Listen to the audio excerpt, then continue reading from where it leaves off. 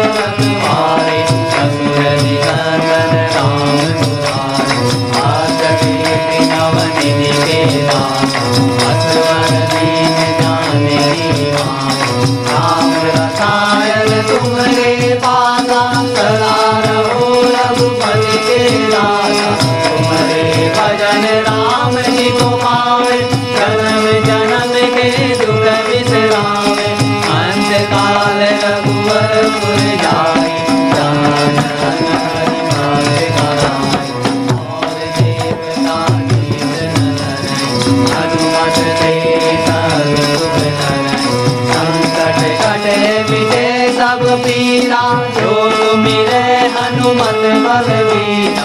जय जय हनुमान गोसाई कृपा करहु गुरुदेव की नाई। जो सत्य बार पाठ कर जोई तो नहीं गांधी महासुख होई। जो यह पढ़े हनुमान चालीसा होय सिद्धि साखी गौरी। तुलसीदास सदा हरिचेरा जयनाथ हृदय माडेरा। जयनाथ हृदय माडेरा जयनाथ हृदय माडेरा। पवन तनय संकट हरणा मंगल मूर्ति रूपिया। राम लखन सीता सहिता हृदय बसहु सुरभूषिया।